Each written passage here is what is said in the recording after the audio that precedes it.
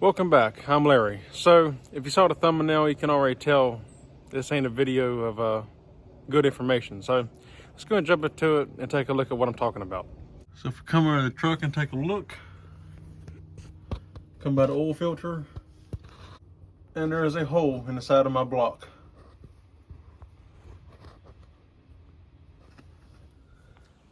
So yeah, my baby is dead in the water at the moment. And like I said, it really shocked me. It took me by surprise. I was not expecting it. I did not even get on this engine that hard. I was just cruising. I decided to get, I was running about 45 miles an hour, stomped it, held it for a minute. Didn't even hold it that long. I've held it way longer before and had no problems.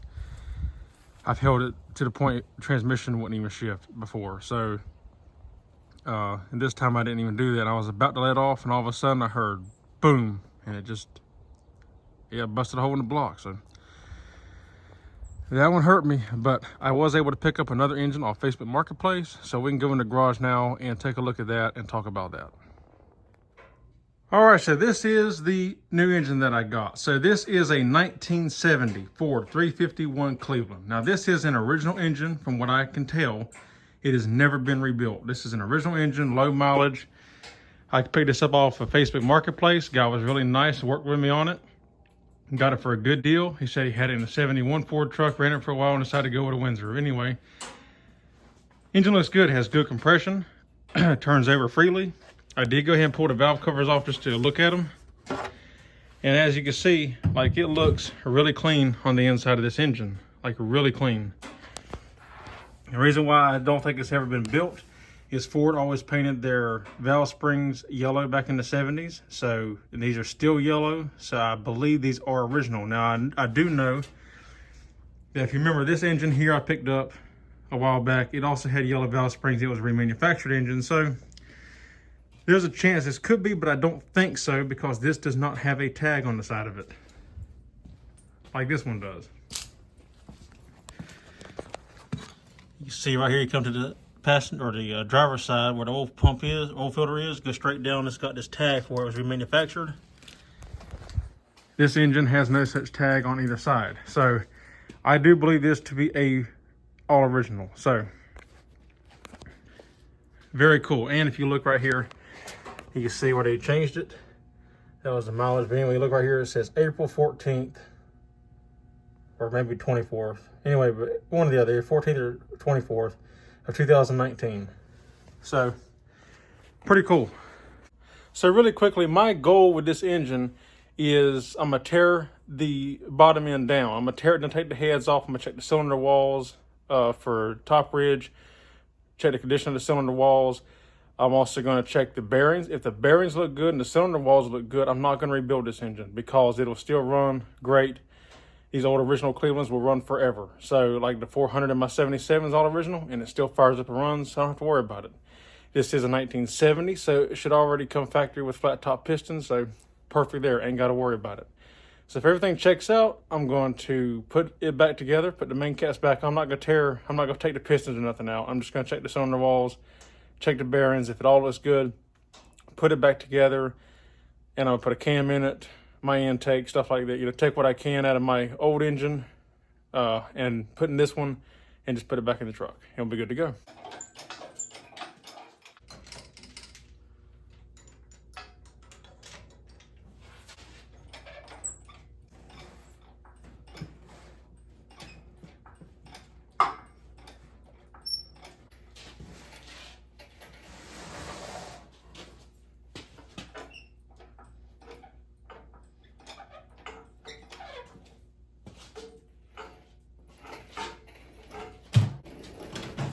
Okay, so I'm going to pull the flywheel off in my block plate so I can put the mount up here.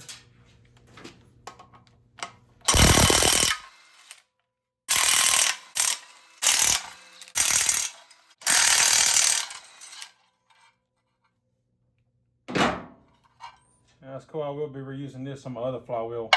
My other flywheel didn't have one of these from the 302, so I will be reusing that. That flywheel still looks good. I think it is an original Ford flywheel, so.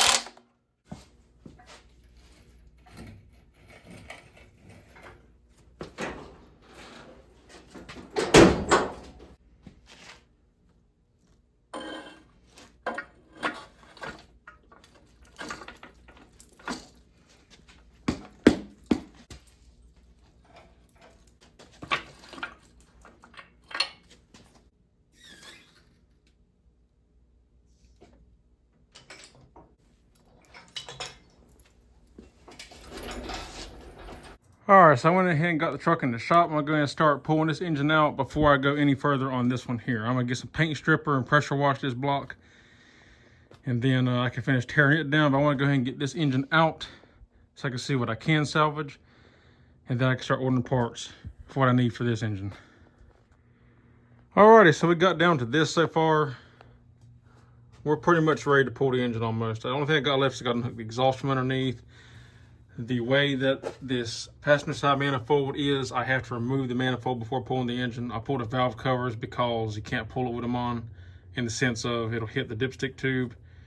I don't want to scratch up my valve covers, and I don't want to dent them, and it just gives extra clearance. Now, what's interesting is when I pulled this off, I went in and pulled that rocker off because the push rod was just laying loose. It weren't even making contact.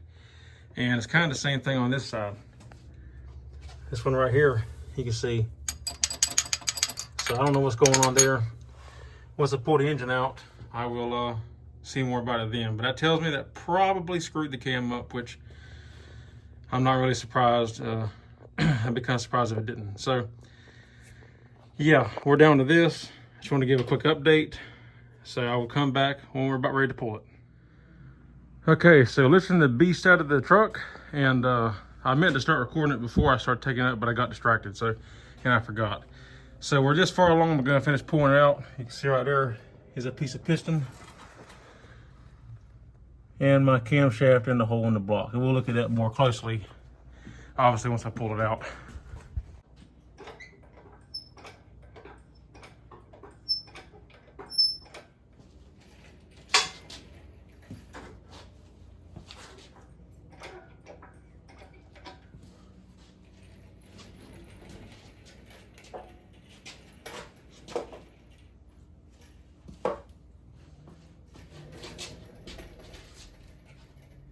Okay, so like I said, you can really see the carnage that happened up in here. So it's definitely interesting, to say the least, something I've never seen before. I don't know if I can get this out without taking the manifold off first. Yeah, I don't think I can get it out. Oh, there we go. Look at that. Isn't that crazy? An entire chunk of cam. Now, I don't know if maybe the cam broke and caused this. I'm thinking that the rod hit this, and it broke the cam, is what I'm thinking. But yeah, it is absolutely insane. You can see up in there how the rod is out of the piston, which is crazy. And the rod is somewhere. Now you can see the top of the rod a little bit right there. So we'll pull this exhaust manifold off and we can kind of get a better look at this. Good news is it does not seem to have hurt my exhaust manifold, which is really good, because I was kind of worried that it may have cracked it. I think it did hit it a little bit right there, but it didn't seem to hurt it none, so that's good. All right, let's take a gander, take a look in here, see what we see. So there's the top of the rod. I can't tell if the rod is still hooked to the crank. I don't think it is, but oh, it might be.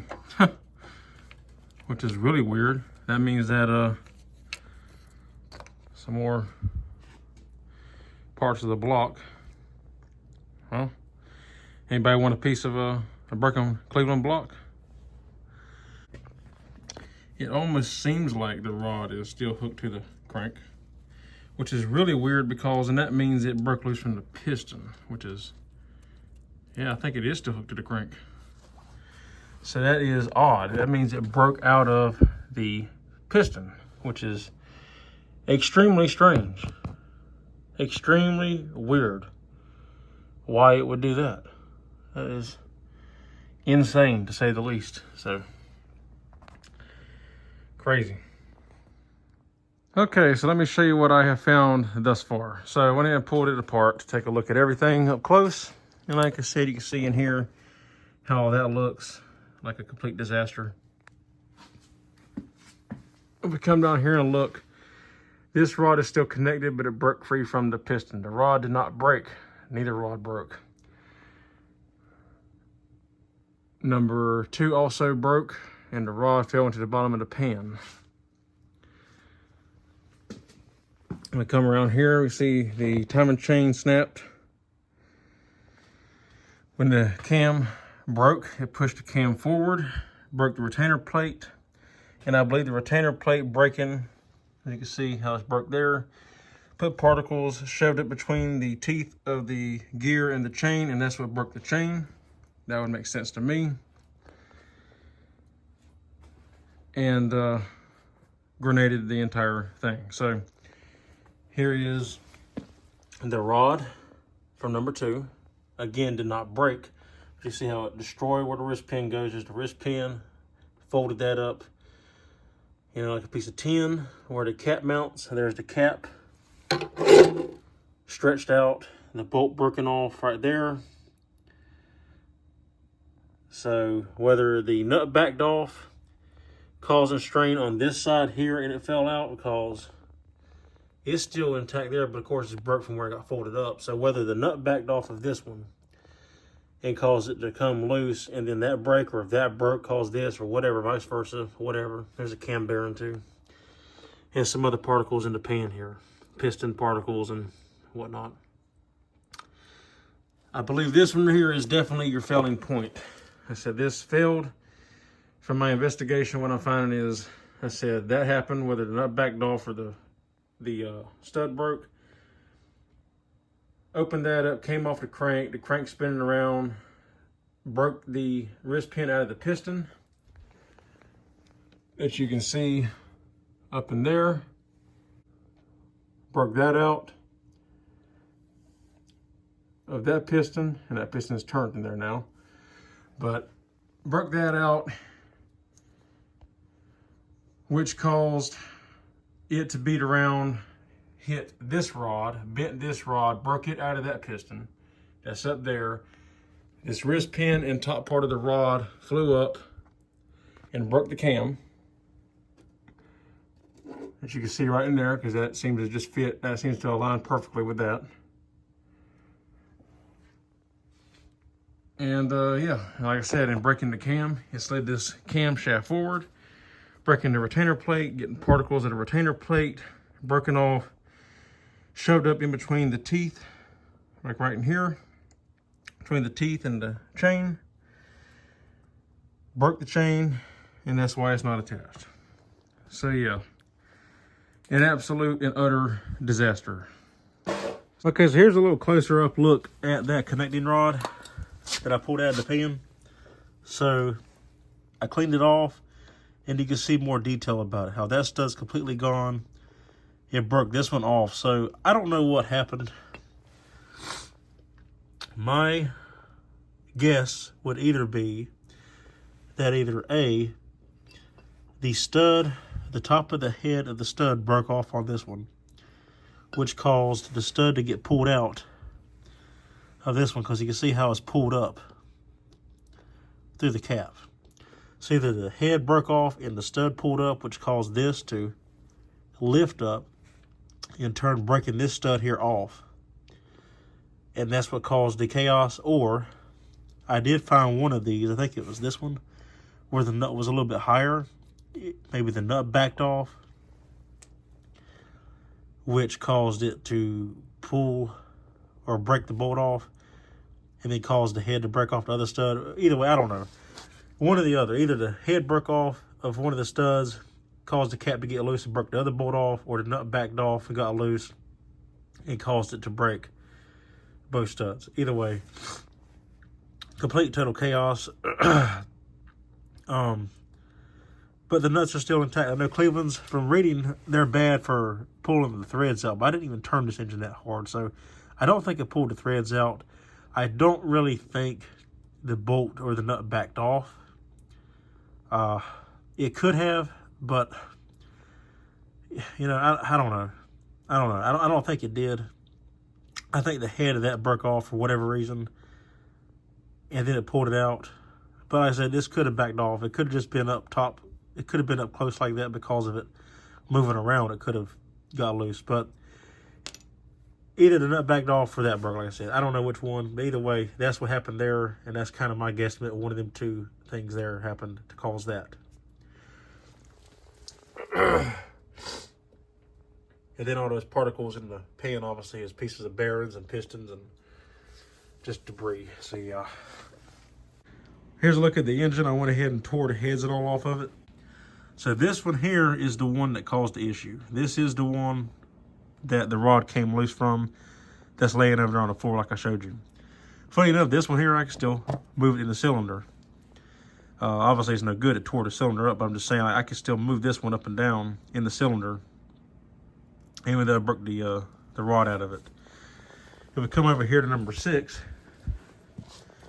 you see the rod is still in the block in this one, but it's like it jammed the piston up into the head, which caused it to crack and create this mess that we got here. So very chaotic, to say the least. So that's kind of where we're at here with this. Obviously, this is no good anymore in the heads. I could probably get them checked out, but I'm not even worried about them. I wouldn't even consider them good either at this point, or at least not the driver's side one anyway. So yeah, and that's just a complete boat anchor there now. So, alrighty guys, well, so that's where we're at so far with this now. The engine's out. You've seen the corners that it had. Really made a mess of things. So now we can get the ball rolling of tearing the other engine apart and taking a look at it. Like I said, I think it's going to be good, but we won't know until we actually dig into it and really take a look at it. And then I will determine what I'm going to go, where I'm going to go from there. What am I going to do? Am I going to rebuild it? Am I going to keep it like it is? But we'll figure that out once we get to that point. So yeah, that's all there is for this one. So yeah, I said unfortunate incident here, but it's maybe happened for a reason. Maybe I can even build the engine even better than the last time. If I ain't really decided what I'm gonna do yet, but as I figure it out, I'll go through there and I might do a couple more upgrades to it. I don't know yet.